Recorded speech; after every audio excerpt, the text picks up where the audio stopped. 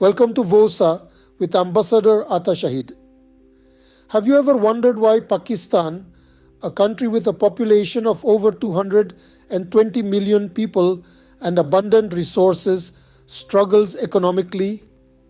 Commencing our journey into the intricacies of Pakistan's economy, it's crucial to understand its basics. Pakistan's economy, with a GDP of around $300 billion, has diverse sectors including agriculture, industry, and services. However, the economic reins are held by a small elite, resulting in a concentration of wealth and exacerbating inequality. This elite economy, where a select few control the majority of the wealth, creates an imbalance, hindering overall economic growth. The nation's economic growth rate, wavering around 3 to 5%, masks the underlying issues of wealth concentration and income disparity. So, as we peel back the layers of Pakistan's economy, we find a complex interplay of factors that contribute to its current state. Now that we understand the foundations of Pakistan's economy, let's delve into some of the key issues it faces. Did you know that Pakistan's foreign debt and its servicing is the highest expenditure in the budget? It's true. Pakistan's total foreign debt, amounting to US $130 billion is a significant burden on the economy. This debt isn't just a number, it's a weight that the nation carries, a burden that impacts every sector of the economy. The cost of servicing this debt, that is, the interest payments and the principal repayments, is the highest expenditure in the budget. It's like a giant vacuum sucking up resources that could have been invested elsewhere. This high debt burden significantly impacts the country's budget allocation and economic stability. It's a cycle: borrow, spend on debt servicing, borrow more. This cycle of debt is a massive roadblock in Pakistan's economic journey. The high debt burden leaves less room for investments in crucial sectors like health, education, and infrastructure, thereby stunting the nation's economic growth. Clearly, this high debt burden is a major drain on Pakistan's economy. But what other issues does it face? Did you know that Pakistan's defense expenditure is also one of the highest in the budget? A surprising fact, isn't it? This high spending on security is a significant portion of the country's budget, leaving less for other crucial sectors. Imagine this: the funds allocated for defense are like a gigantic pie. But when a massive slice goes to defense, what's left for health, education, and infrastructure? Not enough, it seems. These sectors are like famished diners, left with mere crumbs. This high security expenditure isn't just about numbers on a page. It's about real world consequences. It's about hospitals lacking equipment, schools needing resources, and roads crying out for repair. Not to mention, it also contributes to the country's low revenue generation. With a significant chunk of funds tied up in security, there's a lesser scope for economic growth and development. This high security expenditure is a major drain on Pakistan's economy. But what other issues does it face? How can a country progress when it struggles to generate revenue and has a low tax to GDP ratio? This is a question many are asking about Pakistan's economy.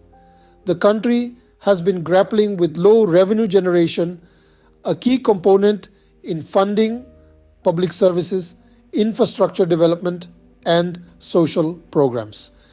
This struggle is further exacerbated by Pakistan's low tax to GDP ratio.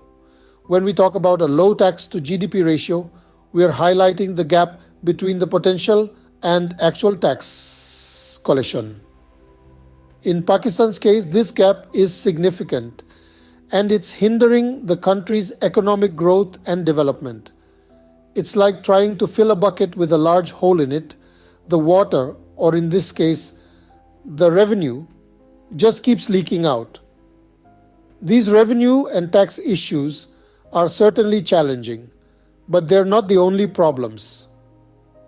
Let's look at another major issue: inflation. Imagine a situation where the cost of basic goods and services keeps rising. That's the reality for many Pakistanis. High inflation is a thorn in the side of Pakistan's economy, making life increasingly difficult for the common man. It's a silent thief, quietly eroding the value of money and making it harder for people to afford necessities. But why does it matter? Well, high inflation can lead to economic instability.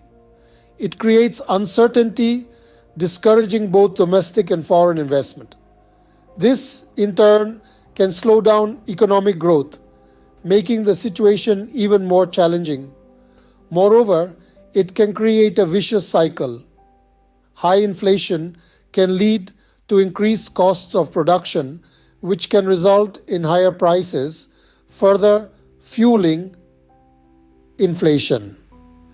High inflation, coupled with the other issues we've discussed, creates a complex economic situation for Pakistan. So, what can be done? The challenges are significant, but they are not insurmountable. There are ways to turn the situation around. Stopping subsidies is a crucial first step. It's about letting the market dictate the prices rather than artificially controlling them. The savings could then be redirected to more pressing needs. Lowering administrative costs, including defense, is another potential solution. It's about being efficient, making sure every penny spent results in tangible benefits for the people. Revenue generation is key, and this can be achieved by broadening the tax base and ensuring everyone pays their fair share. The youth, brimming with potential, should be given fair opportunities. Their energy and innovation could be the catalyst for economic growth.